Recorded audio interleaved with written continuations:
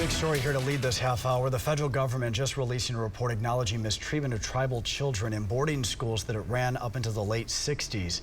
Thank you for staying with us tonight. I'm Brian Dorman. And I'm Shannon Brousseau. The U.S. Department of the Interior went through decades of documents detailing the oftentimes abusive tribal boarding schools, 76 of which were right here in Oklahoma. News on 6's Grant Stevens explains what is in that report for us tonight. Grant?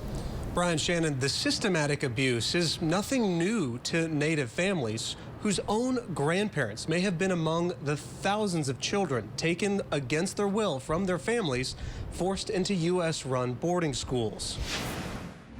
The report summarizes a nearly 2-century-long practice that ended only 50 years ago. In the schools, tribal children were given new names and identities. The report states they were punished, sometimes brutally, for speaking their native languages. The report identifies 408 schools across the nation. Oklahoma had 76, more than any other state by far. Secretary of the Interior Deb Haaland says the department worked to uncover the U.S.'s troubling past with tribal boarding schools after more than 200 bodies were found in an unmarked gravesite near a similarly run boarding school in Canada last year. For more than a century, tens of thousands of Indigenous children were taken from their communities and forced into boarding schools run by the U.S. government. The report also identifies 53 burial sites and estimates there could be thousands of children who died under the care of the federal government. Our children deserve to be found.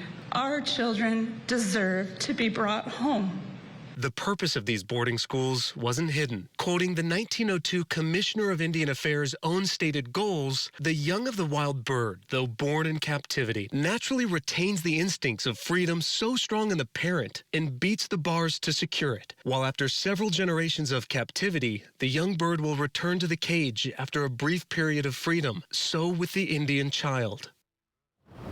This report was just volume 1. The Department of Interior hopes to continue its investigation and hopes to identify living victims to give their firsthand account. Live in Tulsa, Grant Stevens, Oklahoma's own News on 6.